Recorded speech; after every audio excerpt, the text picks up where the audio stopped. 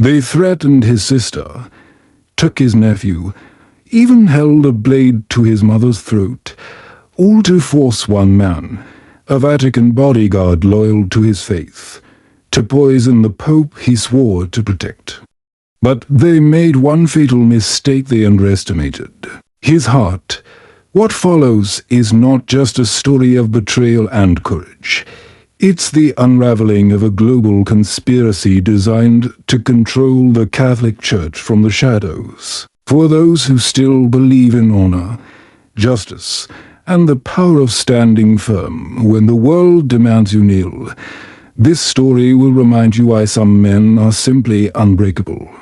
Because when they tried to use his family against him, they awakened. Something they could never control. The blade was already at Malik Weddergo's throat when the phone rang. His hand trembled. His sister's voice, terrified, marveled by a gag, crackled through the speaker. Then the line went dead. That was the third time they'd let him hear her scream. The first was his nephew, the second his mother, now his sister. The message was clear: they were alive. Barely. And time was running out. Malik dropped the knife. His knees hit the stone floor of his small Vatican dormitory. He wasn't a coward. He'd faced assassins in the shadows of St. Peter's Square, stared death in the face. But this was different. This wasn't a fight. It was a trap, and he was the bait. A respected member of Pope Leo XIV's elite Swiss Guard unit, Malik had sworn to take a bullet for the pontiff. Now, he was being forced to kill him. They didn't tell him who they were. They didn't need to. Their voices were polished, their orders cold. Their leverage absolute, a shabby network Western operatives, perhaps, or rogue elements within global elites hiding behind encrypted signals and untraceable calls. They wanted Pope Leo XIV gone. The new pope, Robert Francis Prevost, had stirred controversy with his bold reforms, calling out corruption within the church, challenging foreign influence in Vatican affairs, and forging alliances with global South leaders who shared his vision for a renewed, independent church. That made him dangerous, so they found a man close enough to touch him, a man with a family, a man they could break, and they were breaking him. Malik was no traitor, but he wasn't a machine either. They had his family locked in an unknown location, and every hour they sent proof of life, always with pain. They didn't need to threaten him anymore. The horror was enough. Now, he sat with a syringe in a black velvet case. Delivered 2 days ago, in a hollowed-out missile left outside his quarters. Odorless, tasteless, fast. All he had to do was slip it into the Pope's wine during a private mass. It would look like a heart attack. There'd be mourning, inquiries, but no trail back to him. No one would know except Malik. He would carry the chain to his grave. He walked into the apostolic palace like a ghost. His eyes were open. But he wasn't there. His mind was back. In the dark, counting the seconds between his sister's screams, he passed through security, nodded to fellow guards, and felt the case press against his ribs beneath his uniform. He hated himself. He hated them more. Pope Leo XIV was in the private chapel, kneeling in prayer, alone under the soft glow of stained glass. There were no cameras here, no aides, just the pontiff, the weight of his office, and the silence of a city that had learned to hold its breath. He looked up and smiled. "You look weary, Malik," he said, "Troubled night." Malik nodded, throat dry. "Didn't sleep, Holy Father." It wasn't a lie. The Pope gestured to a small table with a carafe of wine and 2 chalices. "Join me. It's from Tuscany. Good for the soul." This was the moment. This was the plan. Malik's hand moved on its own, reaching into his pocket where the syringe waited. It would take less than a second. A quick injection into the wine. No one would see, but he froze. Pope Leo XIV looked at him, truly looked at him, and something in his eyes cut through the fog. It wasn't suspicion. It wasn't fear. It was trust, and that made it worse. Malik swallowed hard, blinking against the sweat on his forehead. "Can I ask you something?" "Holy Father," he said. "Anything," the Pope replied. Malik stared at the chalice. "Do you ever regret it? Taking the chair of Peter, challenging the powers that be?" The Pope leaned back, his expression unreadable. "Regret," he said. "No, fear. Sometimes, but not regret. You can't lead a church to freedom while begging for permission to stand. You know that?" Malik's hand clenched the velvet case, "even if it costs you your life."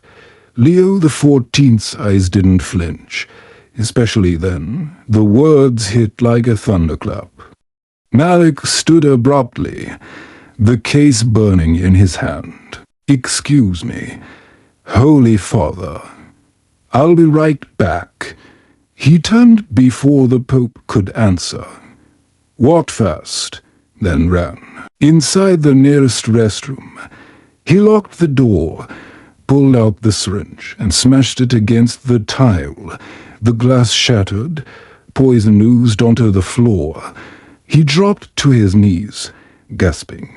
His decision was made, but now came the real cost. He hadn't saved his family. He just signed their death warrant. His phone buzzed. A new message. "You failed. They died tonight." Malik stared at the screen, tears forming. But then another message came from a number he didn't recognize. One word. One name. Leon. His eyes widened. Leon was the only man he knew who could track. The untraceable, a rogue, a shadow, and possibly their last chance. Malik didn't move for a full minute. The cracked glass, the poison soaking into the grout. The scent of metal in the air, it all felt unreal. But that name grounded him like a punch to the chest. Leon. They hadn't spoken in years, not since Malik needed something impossible done. Back then. It was smuggling a wounded comrade out of a war zone. This time, it was saving his entire family from the grip of ghosts. Malik wiped his face, shoved the broken glass into the trash, flushed what he could, and stormed out of the bathroom like a man already halfway to war. The Vatican corridors felt too bright, too sacred. Every marble statue seemed to watch him. Were the other guards staring because they knew something was off, or because he knew something was off? It didn't matter. He walked like he had a mission because now he did. The phone buzzed again. An encrypted voice message, Leon's low, gravelly voice slipped through the static. "Where are they keeping them?" Malik's reply was a whisper. "I don't know, but they're using live calls, background noise, industrial machinery, humming. Metal doors." He sent the note. Hard thudding. Leon was a fixer. Ex-intelligence, burned by the same people, now threatening Malik's life. He worked in shadows without conscience, but with one rule: you don't touch family. That made him dangerous. And loyal. Malik entered the Vatican surveillance room, nodded at the officers inside, and sat like nothing was wrong. He stared at the monitor's feeds from St. Peter's Square, the Sistine Chapel, the Apostolic Palace, but his eyes were on his reflection in the glass. His jaw was clenched. His skin was pale. He looked like a man falling apart. Another message, a blurry photo from a dockyard. Night time, rusted cargo containers, a steel staircase in the corner. Barely visible, a white scarf, his sister always. Oh, Malik's throat locked. Leon had found something. Another message. I triangulated the last ping. Port Zone, Warehouse District, Rome. You've got less than 6 hours. Malik stood abruptly, stomach trouble. He muttered to the officer beside him and left before anyone could ask questions. Stepping into the Roman heat outside, instinct kicked in. Years of combat sharpened his senses. Someone was watching. He turned casually. Across the courtyard, a man in civilian clothes leaned against a utility van. Slim, pale, sunglasses despite the shade, smoking a cigarette like it meant nothing. But Malik felt it. That guy didn't belong. To clean, to steal, not a worker. Not clergy, probably the handler sent to ensure Malik did the job. Malik's blood ran cold. He nodded once, pretending not to notice, and walked the long path out of Vatican City. Each step heavier. He texted Leon, "They've got eyes on me. I'm compromised." Leon responded, "Decor."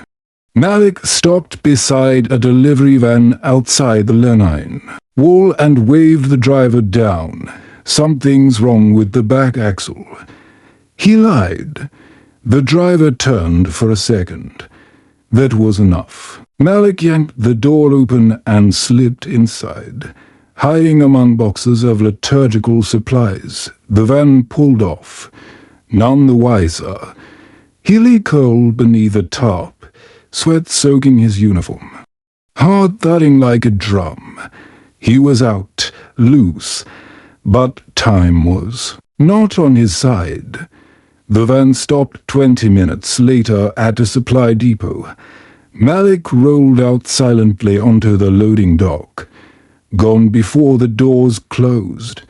His boots hit the pavement with purpose. He dialed Leon. "I'm close." Leon answered with coordinates. "South End. Red shipping container marked to be. There's movement inside." Malik ran past rusted fences, stacks of tires, abandoned cranes. The air was thick with salt, diesel, and dread. He turned a corner, heart pounding, and there it was, a red container, to be, with 2 armed men guarding it, not locals. Malik ducked behind pallets. His hands shook. His family was in there, and 2 men stood in the way. He didn't have a weapon, but he had rage. The guards weren't talking. One leaned against the container, AK slung over his shoulder. The other paced lazily. Their movements were tight. Rehearsed mercenaries, not amateurs. Western, probably ex-special forces turned contract. Their presence confirmed it. This wasn't a rogue kidnapping. It was sanctioned. Malik scanned the ground. Broken rebar, a pipe. A chain hanging from a hook. Nothing for a street fight. But Malik wasn't planning fair. He counted their steps, watched their timing. On the 3rd pass, the pacing guard turned to check a sound that wasn't there. Malik burst from the shadows, looped the chain round the man's neck, and pulled back, feet digging into the gravel. The guard flailed, boots scraping, fingers clawing. Malik didn't stop. The other guard turned, shouted in a foreign tongue, and reached for his rifle. Malik yanked the AK off the first man mid-struggle and fired once. The second god crumpled. Silent chaos. When the first man went still, Malik let go. His arms shook. He picked up the rifle, checked the chamber, and crept to the container. His heart felt like it would rupture. He pressed his ear to the metal. A soft shuffle. A muffled sob. They were alive. He found the lock and raised the rifle to shoot it open, then stopped, too loud. He searched the second guard's pockets. Keys. One glinted red. The lock clicked. The door creaked open, rust grinding like a scream. Malik slipped inside and shut the door. It was dark except for a thin shaft of light from a bullet hole. His eyes adjusted. There they were. His sister, Ela, wrists zip-tied, face bruised but burning with relief. His nephew, Jamal, 6 years old, curled beside her, crying quietly. His mother, barely conscious, in the corner. Malik dropped the rifle and fell to his knees. He couldn't speak. He just held them, like he was keeping them from vanishing. Ela whispered, "I knew you'd come." Malik shook his head, tears spilling. "I almost didn't. There was no time to break down." He cut their ties with a knife from the guard's belt and helped them up. "We have to move now." Ela looked toward the door. "There's more. I heard them talking. They're expecting something to go wrong. They said if you fail, there's a second team at the Vatican." Malik froze. "A kill team." Ela nodded. "To finish the job if you don't." His blood turned. Twice. The plan didn't hinge on him alone. He'd been planner. But Plan B was already in motion. He grabbed the rifle, handed a pistol to Ela. She didn't flinch, helping his mother to her feet. "We're getting out," he said. "But I have to go back." Ela's grip on his arm was desperate. "No." "Malik, don't. They'll kill you." "They'll kill him," he said quietly. "And they'll destroy the church if they do. I have no choice." Leon's voice came through his earpiece. "Extraction's 5 minutes out. South Alley. Unmarked SUV. You going back in?" "I have to," Malik replied. A pause. "You're not just saving your family, are you?" "No," Malik said, eyes hardening. "I'm saving the only man left who believes in this faith." Leon's voice softened. "Then move. I'll guide them out. Go do what you have to." Malik handed Ela the earpiece. "Follow his voice. Don't stop. Don't look back." She looked at him, memorizing his face. He kissed Jamal's forehead. His mother's hand held Ela's gaze for one last second. Then he stepped into the light with a stolen rifle, a heart full of fury, and a single goal: get back before the kill team did. Or die trying. Malik ran, boots pounding gravel as the warehouse district blurred past. Containers stretched like a steel maze under Rome's unforgiving sun. Stealth was over. Time was bleeding out. Every second wasted was another inch for the kill team to reach Pope Leo XIV. He jumped a chain-link fence, landing hard, pain jolting. Through his knees. He didn't stop.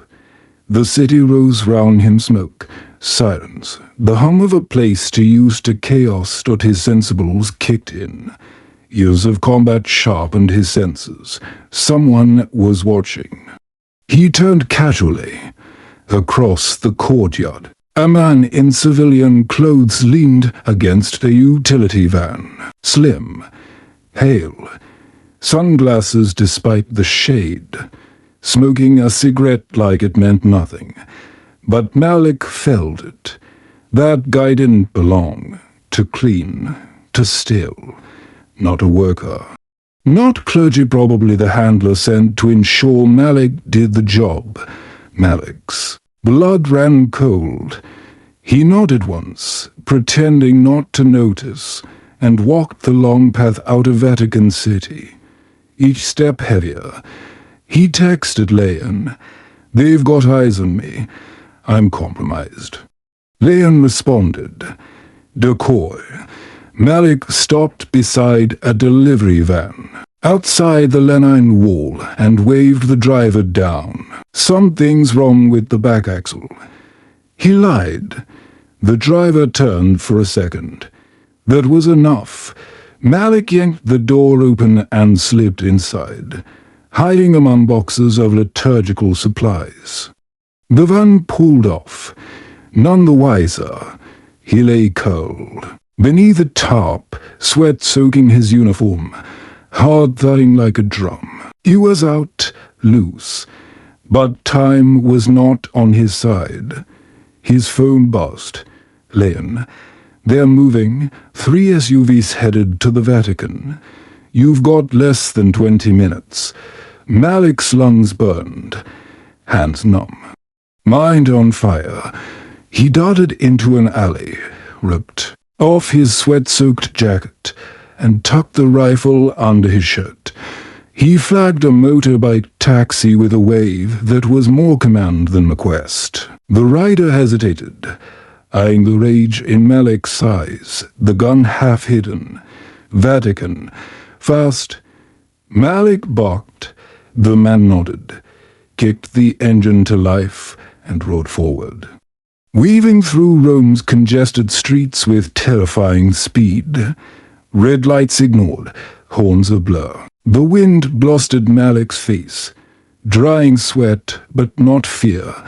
He thought of Ela, Jamal's tiny hands, his mother's shallow breathing in that container. Then he thought of Pope Leo XIV, calm, steady, praying in the chapel, trusting him completely. That trust was sacred, and Malik was done letting cowards twist it. The Vatican came into view. He leapt off the bike before it stopped, threw money at the driver, and sprinted toward the Swiss guard gate. 2 guards raised weapons, then recognized him, Captain Wedogo. What the hell? No time. Malik snapped. "I need access to the Apostolic Palace now." They hesitated. The taller one pressed the buzzer. The gate clicked open. Malik rushed through corridors, past clergy, Eads, surveillance operators staring as he passed. No one stopped him. Maybe they saw the urgency. Maybe they were used to chaos. His earpiece crackled. "Leon, SUVs just pulled in from the east. You've got minutes. They'll be dressed as diplomats. Security won't question them." Malik pushed into the private courtyard, empty. To empty. His heart sank. He radioed, "Where's the Holy Father?" Silence. Then, "He's in the Sala Regia, meeting with cardinals." Malik tore through hallways, upstairs, past stunned priests. His legs screamed. He didn't care. He reached the Sala Regia just as 2 men in grey suits were waved through the doors. He knew instantly to smooth, to aware, Western-trained. One glanced back, revealing a bulge under his jacket. "Not papers a sidearm. Stop them." Malik shouted. The guards hesitated. The men reacted instantly. One reached into his coat. Malik tackled him before the gun cleared, slamming him to the floor, elbow to throat, ripping the weapon free. The second lunge, gun raised, but Malik fired. First, the shot echoed like thunder, The second man dropped. Blood on the marble. The hallway erupted. Guards shouted. Alarms bled. The first man gasped under Malik's weight. "You don't know who you're protecting," he hissed. Malik leaned in, voice low. "You don't touch family. You don't touch the church." He slammed the pistols but into the man's temple. Silence. A voice from the doorway calm. Steady. Familiar. Malik. Pope Leo XIV stood there, face unreadable. Cardinals and guards frozen behind him. Malik rose, blood on his uniform, weapon in hand. The Pope met his eyes. "You going to tell me what's going on?" Malik exhaled, chest heaving. "I just saved your life. Holy Father." Malik stood before Pope Leo XIV, chest heaving, blood staining his uniform, pistol heavy in his hand. The Sala Regia was frozen in disbelief. No one spoke. The earth itself seemed to wait. The Pope stared at Malik, not with panic or suspicion, but with a commanding silence that made Malik feel exposed. Finally, Leo XIV stepped forward. Voice low. "You have 10 seconds, Malik. Use them wisely." Malik dropped the pistol. The clatter broke the silence. He raised both hands, palms open. "They took my family. Western operatives, not a country, something darker. A network, hidden, funded, trained." He breathed hard, eyes darting, searching for understanding. "They knew everything, my roots, my quarters, my habits. They knew Illa's routine, Jamal's school, my mother's address. They said I had to poison you, or they'd kill them one by one." Cardinals shifted uncomfortably. A few exchanged glances. "They sent a syringe, said it'd look natural, quiet, easy. They had a kill team in case I backed out." He nodded toward the dead man outside. "I didn't do it. I broke protocol. Went dark, found my family. Got them out." He paused, swallowed. "I choose you." The words came out like an accusation, daring the Pope to question his choice. Leo XIV took a long breath, walked to one of the fallen agents, and pulled his ID. Blank. Foreign intelligence wouldn't use real names, an aide said. Trying to sound helpful, the Pope stood. "Looking at Malik, you should have come too. Me when they made contact. I wanted to." Malik said, voice cracking.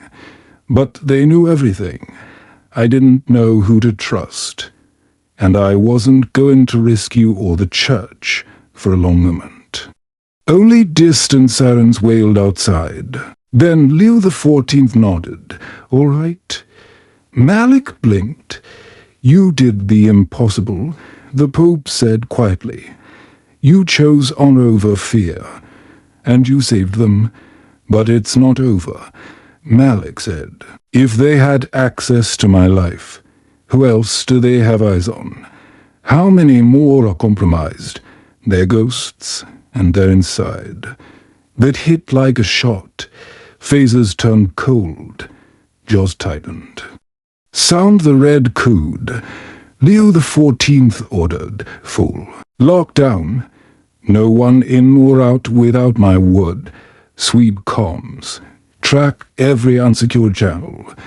Get me a classified debrief now." People moved fast. The Pope turned to Malik. "You're not going home." Malik nodded. "I figured. You'll be reassigned. Shadow operations, internal threat response. I want you where I can see you and where they can't." Malik straightened. "Yes, Holy Father." Leo XIV stepped closer, and Malik, "I'm sorry they hurt your family. I promise they'll never do it again."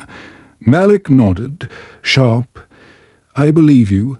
The Pope walked out, barking orders into his comms, eads trailing like sparks in a storm.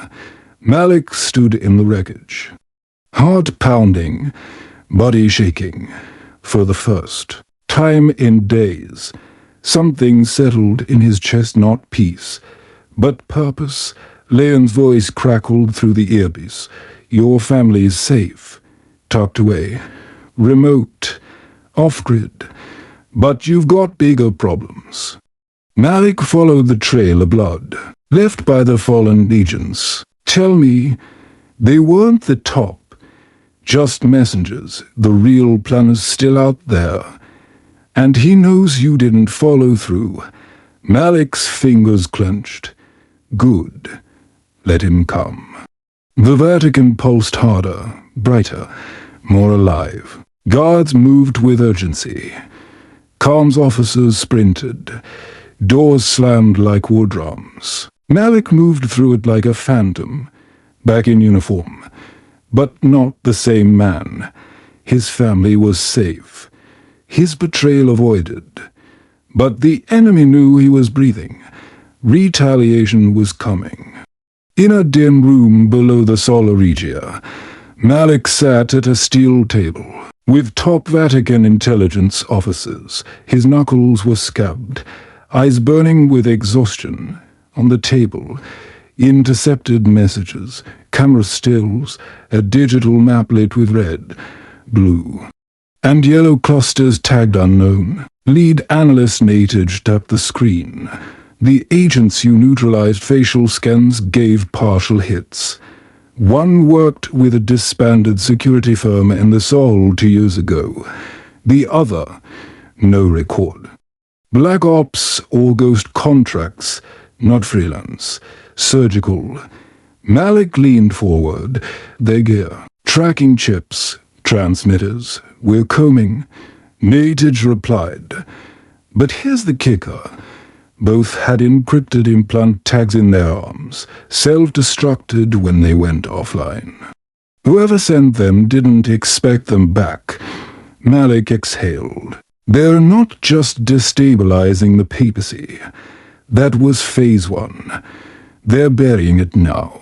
A photo slid across the table, a grainy satellite image of a man in a grey trench coat stepping off a jet at a private airfield.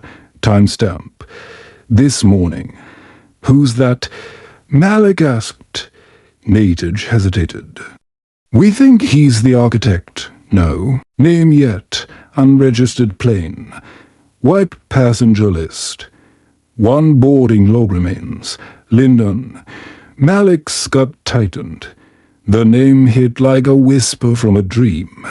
He pushed back. "I need to see the Holy Father." Natage narrowed her eyes. "We're in a full-spectrum cyber sweep.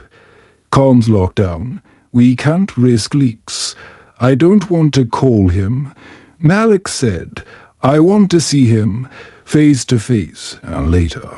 Malik stood outside the Pope's private quarters. Two Swiss guards stepped aside.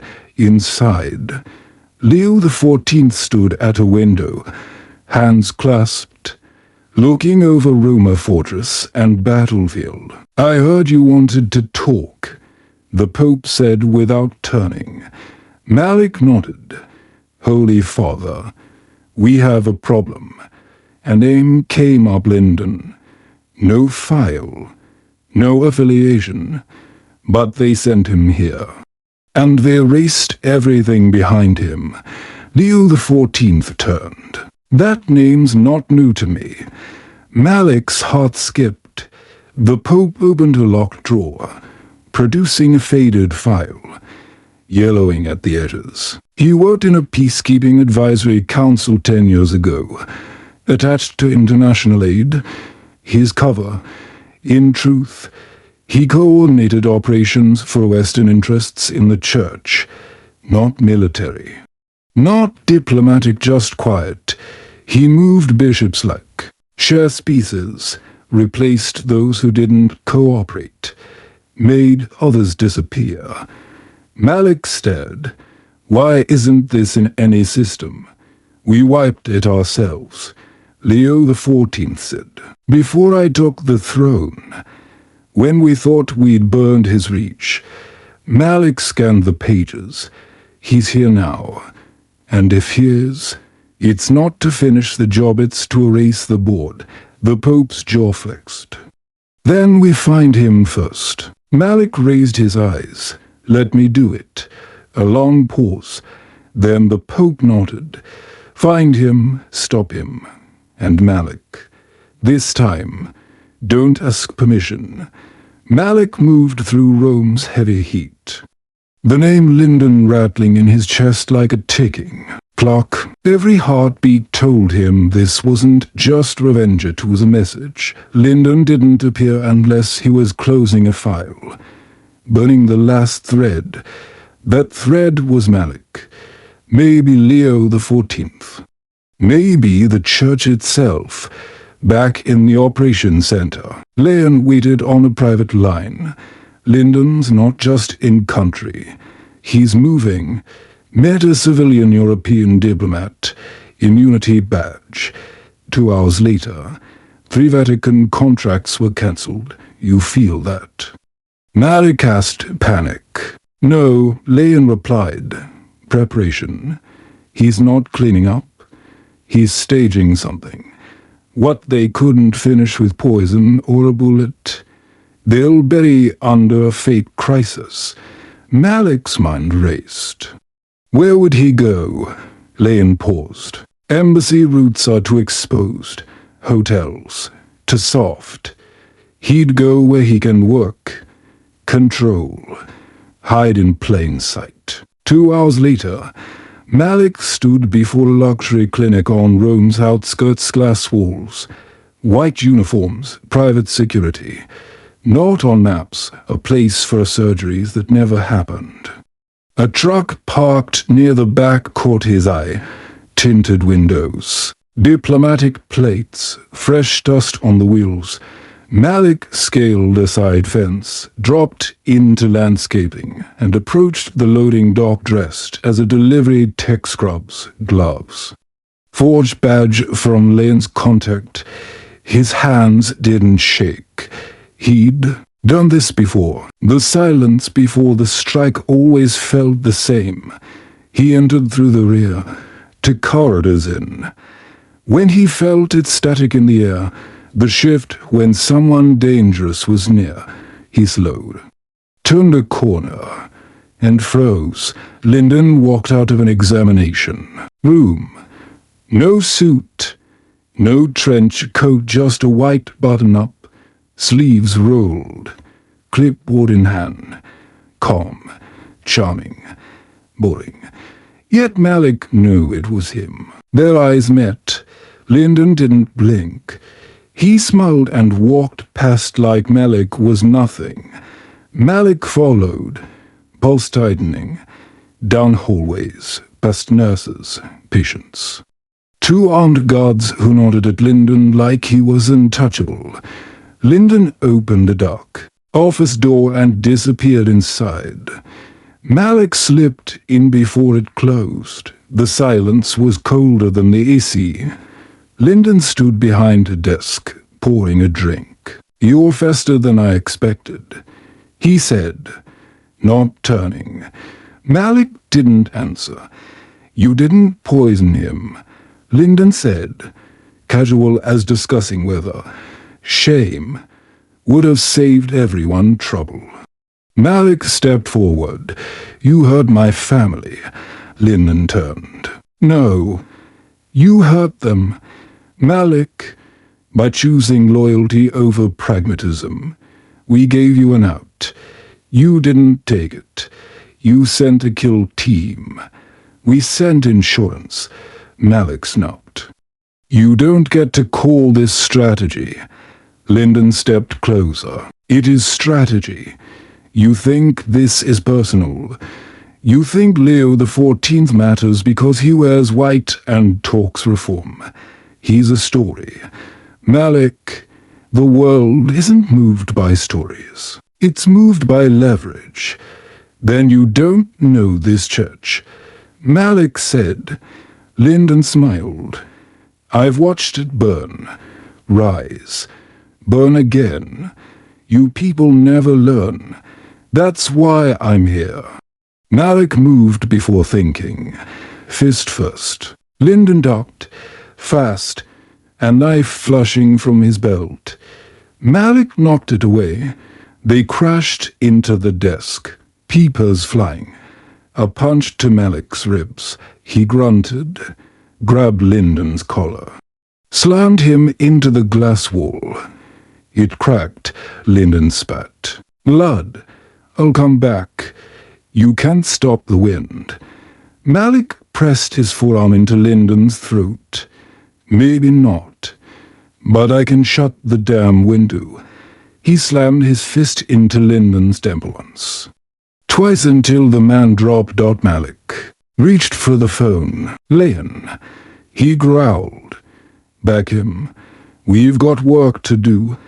Lyndon's head lolled, blood trailing from his eyebrow, mouth twitching like he hadn't caught up with defeat.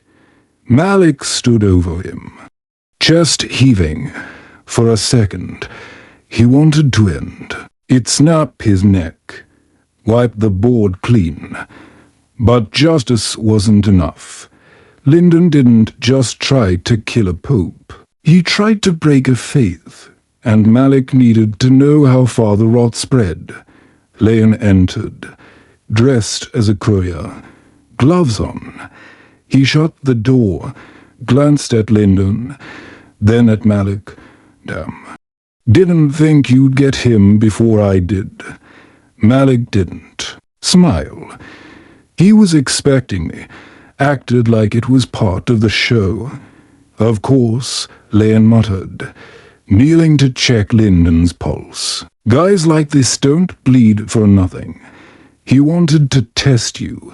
He tested wrong." Malik said. Leon pulled a syringe from his satchel. "This'll keep him under just long enough. When he wakes, he'll be somewhere dark, far from his network." Malik nodded. "What do we do when he's locked down?" Leon raised a brow. "We squeeze until he gives every name, bank account, contact. We rip the web apart." As Leon injected the sedative, Malik paced. "You said there, planning something bigger. If Lyndon's the coordinator, who's the architect?" "That's the million-dollar question," Leon muttered. "This clinic's a front. Shell company. Medical group that doesn't exist. Financial trail run through offshore accounts. One made a large withdrawal 3 days ago. Cash, guess. Where it ended up? Where? Local agitators. Not us. Paid fighters. Recruits from the fringes. Stirred by propaganda. Someone's fueling a crisis." Malik clenched his jaw. "So, we're on the clock." Leon stood. "Exactly. We don't know when or where it'll spark. Could be now." They wrapped Lyndon's body in a stretcher, covered it with a sheet, and wheeled him out like a patient transfer. Guards barely blinked. No one questioned Leon's ID on Malik's badge. This was how the enemy worked, hidden, polished, polite. But now they were bleeding, and that meant they were scared. They loaded Lyndon into a black SUV to streets down. Its steel walls lined with surveillance blockers, a mobile intel unit humming with menace. Leon climbed in. "I'm taking him to Site 9. Malik turned. "I'm staying. If agitators are moving, we need boots on the ground." Leon handed him a flash drive. Everything from Lyndon's tablet messages, logs, names, most still. Scrambled. "Give it to Natage." Malik nodded, stepped out, and the door slammed like a chapter's end. But the next one was bloodier. As he headed to the Vatican, he dialed. "Get me the Holy Father. Urgent. No can do." The voice replied. He's en route to a summit in Geneva. Left 15 minutes ago. Flight path activated. Malik stopped cold. You let him leave without. Full clearance. Protocol said threat level was downgraded. Malik's voice cut like a blade. That summit's a trap. He hung up. Malik sprinted through Vatican corridors, boots thundering. I need the command center. Patch me to the papal plane. Now, a junior officer turned. They're in the air. I don't care if they're in orbit. Malik snapped. Get me on that radio before this turns into a funeral. In the comms hub, Natage was at the console. Eyes on encryption monitors and flight data. People jets over French airspace. At Geneva 35 minutes. Do we have a way? In. Malik tossed the flash drive on the desk. Working on it. She said, fingers flying. Ghost protocols active, no external contact until they open comms. Override it. Fake a distress beacon. Natage hesitated. If I breach, it'll alert whoever's watching. Good. Malik growled. Let them know we're not sleeping. The room filled with digital war code racing. Firewalls shifting. A red dot blinked. The connection crackled. Malik grabbed the headset. Holy Father. Can you hear me? Static. Then a voice. Malik. Relief nearly dropped him. Turn that plane round. The summit's a setup. They're moving agitators. Lyndon was bait. The operation's unfolding. Maybe in the air. Leo XIV's voice was calm, steel-threaded. Proof, encrypted drive. Files from Lyndon's tablet. Communications between shell companies and armed groups. They're not influencing the summit, they're taking you out before you land. Silence. I believe you.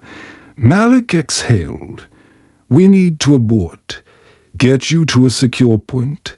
Geneva's compromised. The Pope's voice shifted to command mode. Redirecting. I'll instruct the crew. You stay on the ground. Find the cell. Leaders, tear this out at the roots. Yes, Holy Father.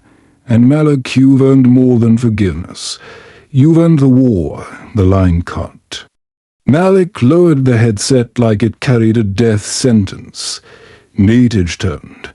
We're tracing agitated traffic, fringe groups moving fast, synchronized. Could hit multiple cities within hours. They're staging a fake crisis, to look like the church can't hold order. Malik said, justify intervention. Natage nodded bitterly. Same script. Different actor. Malik stared at. The map. Can you isolate leadership? Trying. They're off-grid. Orders by hand, order drop. Digital silence. Then we need someone inside. Natage looked up. You have someone in mind. Malik pulled his phone and tapped a number. It rang twice. A rough voice answered. You must be desperate. Malik smiled without humor. You still got contacts in the underworld. Depends. You still got a church worth saving. Not. If we don't move now. A pause. Send coordinates. I'll burn every fake crisis down before it breathes. Malik hung up and turned to Natage. We're going dark. Mobilize shadow units. Agents in every crossing point. Rail hub. Truck depot. Choke this before it spills. Understood. He stopped at the door. One more thing. If I don't make it, make sure the Holy Father gets the drive, and tell my wife I didn't just fight for him. I fought for us. Natage's eyes softened. You'll tell her yourself. Malik walked into the storm. The safe house was a concrete skeleton beneath an abandoned warehouse on Rome's edge.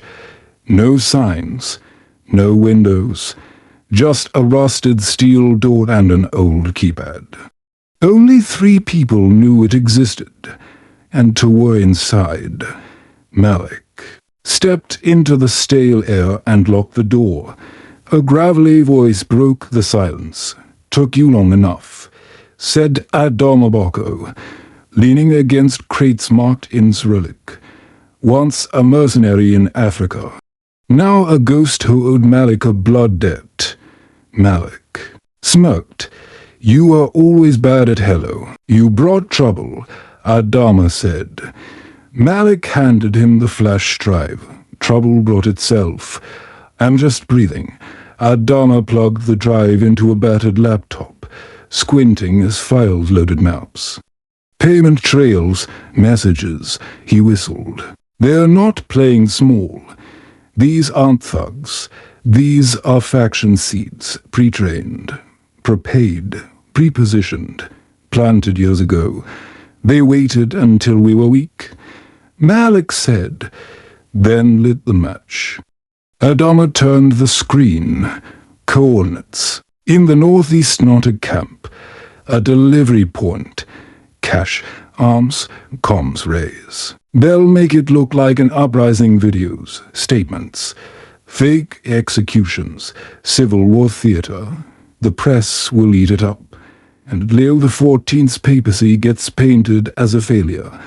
Malik checked his watch. "How fast can you get a team there?" Adama raised an eyebrow. "You don't need a team. You need a miracle." Malik met his gaze.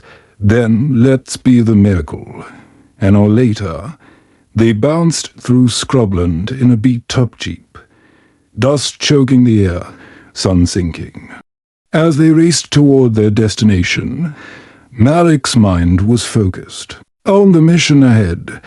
The urgency of the situation was palpable, and every second counted in their race against time to thwart the conspiracy threatening the heart of the Vatican. Adama drove, one hand on a modified AK, in the back to silent. Men with scarred faces sat ready. The delivery point appeared a makeshift outpost. Tarps and brush to trucks, one satellite dish, men with rifles who didn't stand like locals. Malik rolled out before the jeep stopped. Rifle in hand, knees hitting dirt. One breath. Then they moved fast, silent, final. The first guard dropped with a suppressed shot. The second didn't raise his weapon. Malik surged forward, covering Adama's flank. 2 minutes. 5 men down. 0 wasted bullets. Malik opened the rear truck, crates stamped with fake logos. Inside, drones branded as humanitarian aid. Pre-programmed coordinates, press release templates in broken Italian and English. "This isn't war," Malik muttered. "It's theater." Adama lit a cigarette with shaky hands. "And we just kicked in the backstage door." Malik checked the satellite hub's drives. "We take these to Natage." He dialed Leon. "We hit a site. Drones. Fake rebel gear. PR packages. Ready to go live." Leon cursed. "I intercepted chatter on a west node. Activating. Narrative. If you shut that down, they'll try again. Different angle. So, we stopped chasing." Malik said. "We set the trap." Leon paused. "You thinking what I'm thinking?" "Let them think one site survived. Leak it. Stager. Fake betrayal.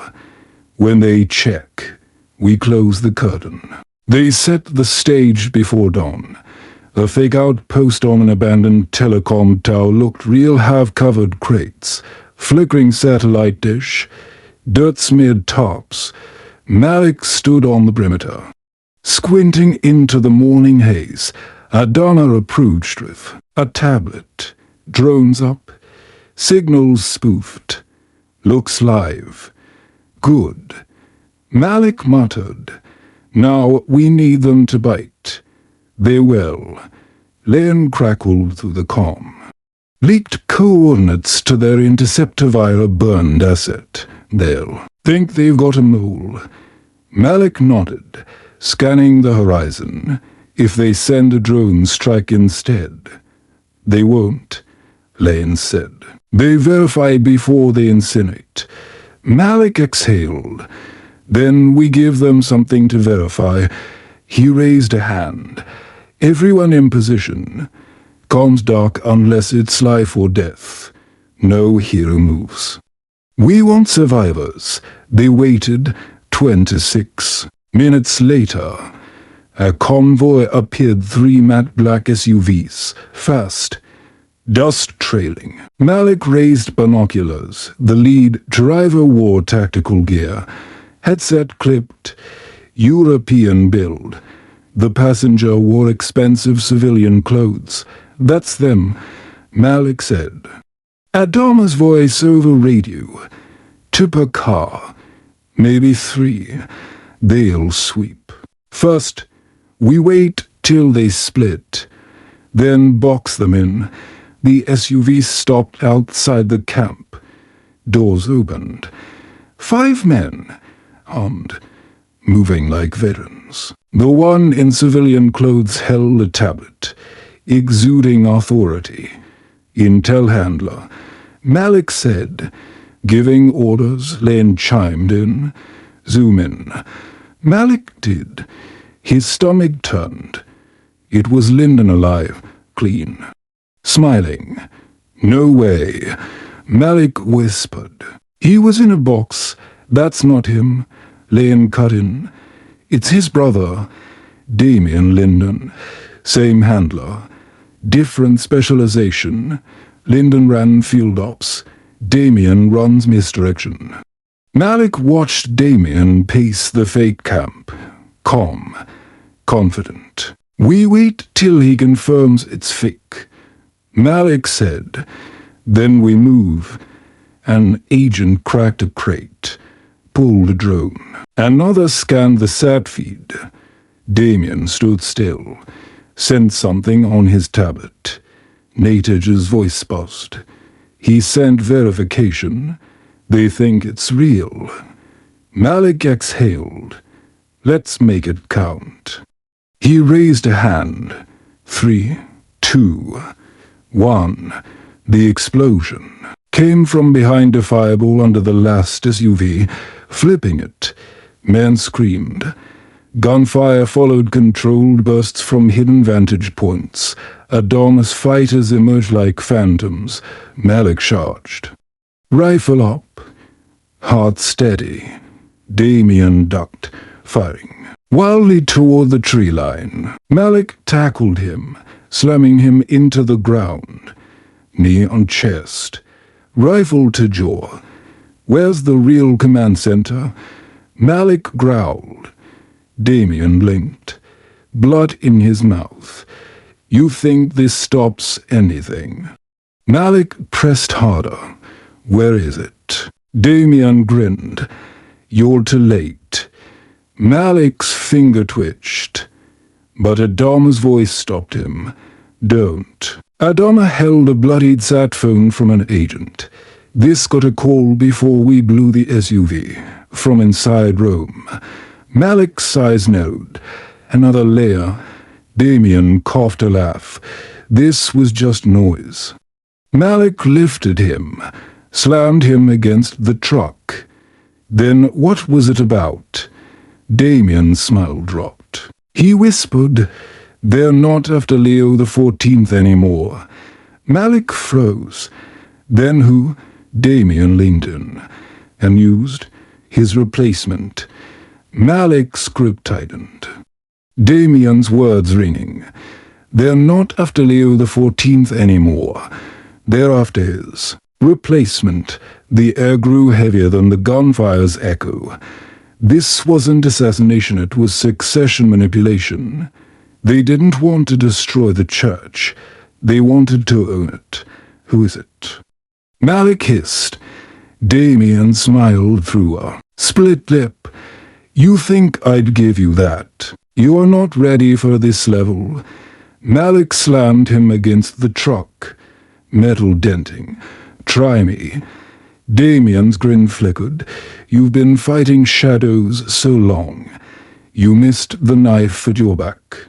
Malik stepped back, rifle aimed, adrenaline roaring. Tie him up. He told Adama. Gag him. We take him to the capital. Adama nodded, pulling rope. We're moving. This was misdirection. Malik said. They knew we'd chase drones.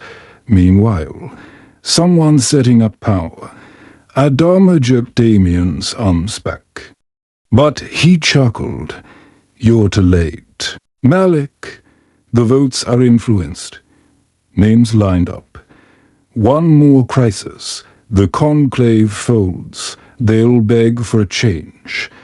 Malik walked away before he could hit him. He radioed Natage. I need everyone in the papal succession line, cardinals, secretaries, anyone with influence over doctrine, security, or foreign policy. Rank it. Filter by travel. World spikes, foreign ties, last 30 days. Her voice came instantly.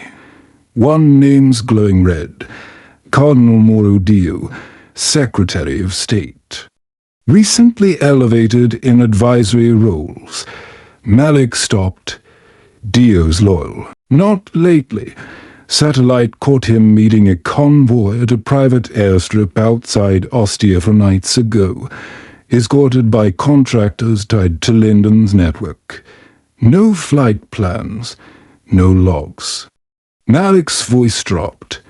Where is he now? In the Vatican, leading a briefing with regional bishops tonight. Malik's jaw locked. They're staging a transition or a coup. Malik turned to Adama. We go now. Rome, before nightfall. Damien comes, unconscious or breathing high. Don't care. Adama grinned. Not your typical rest. It never was. They piled into the jeep. Adama driving. Malik in back with Damien tied and gagged, glaring like he still held cards. Malik didn't look at him. Eyes on the road. The storm brewing beyond the windshield. An hour out, Leon called. Dios rerouted his team to a private security zone near the old UN compound. Ghost facility, no oversight. No press if they pull something.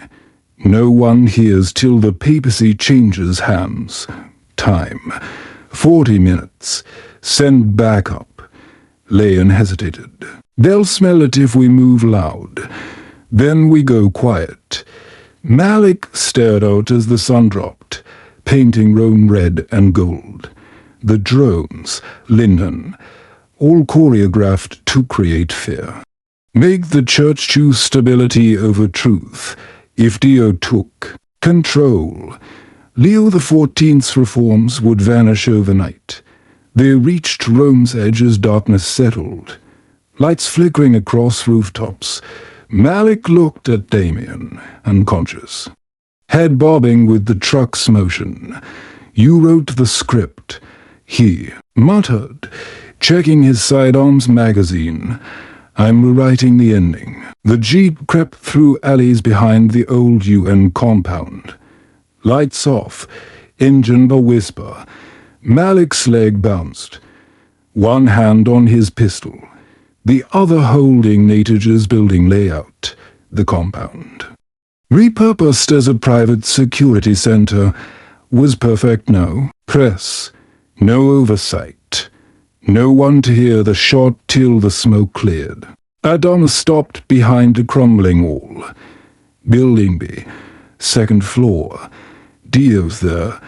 Malik opened the door. Stay with the jeep. If it goes sideways, get this drive to Natage, no matter what. Adama nodded, fire in his eyes. Make it count. Malik moved through shadows, boots silent on broken concrete, a flickering security light burst, casting orange glows. Two guards in tactical gear leaned against a doorway, laughing, rifles slung, hired muscle, not ready. Malik drew his knife to quick movements, to men down, no sound but a thud. He dragged them into the brush and slipped inside. Dim corridors, stretched like veins, lined with faded posters and rusted fixtures. New security cameras blinked red in corners. Malik ducked under one, moving fast. His earpiece buzzed. Matage, satellite confirmed 7 in the room with Dio, forearmed. 2 advisors, 1 unknown, non-clergy, no ID. Could be foreign, the real boss. Malik whispered, isolate audio, negative. Scrambled, then I'll ask. My questions. He reached the stairwell. Moving up slow, the second floor was sterile. Lights working, air cooler makeshift war room. He paused outside a door labeled secure briefing. Voices inside. Low, confident. Dio's voice, polished, dripping with destiny. This isn't a coup, it's a course correction. The faithful will follow if you show them where to go. A deeper voice, faint European accent. And the Pope? Dio hesitated. He's outmaneuvered, publicly. We let him return, privately. He understands the new order. If he resists, we remove him. Malik kicked the door in. It slammed against the wall. 8 phases turned in shock. Dio reached for a gun, but Malik's was drawn. Don't. Silence. Dio straightened. Captain Wadogu. I thought you were dead. Not yet. Malik said, stepping in. Weapon raised. But you might be. The foreign advisor moved toward the corner, hand in his coat. Malik fired once. The man dropped. Panic. Our guard raised a rifle. Malik shot against shoulder. Messy. Everyone. Hands up. Dio didn't move. You won't get out alive. I'm not here to get out. I'm here to end this. Malik tossed the drive on the table. Everything payments, names, locations. Foreign interference drones. The plot against Leo XIV. The plan to install you. Dio's eyes flickered to the drive. Malik smiled. Got you? Natage's voice came through, confirming audio and visual, live feed. The room was tapped via Malik's body cam. Malik lowered his gun slightly. You were saying, Cardinal. Dio looked trapped. The door burst open. Leo XIV's elite Swiss guard, weapons raised. One stepped forward. We'll take it from here. Captain. Malik nodded, backed away, breath shaking, as they cuffed Dio. Malik leaned against the wall outside, the weight pressing his shoulders. It was almost over. Malik sat on the curb outside, blood drying on his knuckles. Sirens echoed, a helicopter's searchlight cutting the dark inside. Soldiers cleaned the rot. Out here, under a broken street lamp, Malik felt relief, exhaustion, rage. Footsteps crunched behind him. You always like dramatic entrances, said Pope Leo XIV. No entourage, just a plain cassock, sleeves rolled. The weight of the church in his eyes. Thought you'd be somewhere safer. Malik said, I was, the Pope replied. Then I heard my church tried to replace me. Figured I'd be here for the final scene. Malik smirked. Not over yet. No, Leo XIV said. But close. They stood in silence.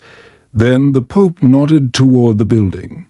They gave us everything, names, logistics. Enough to dismantle their machine. Dio's out. The others are folding, but it wouldn't have happened without you.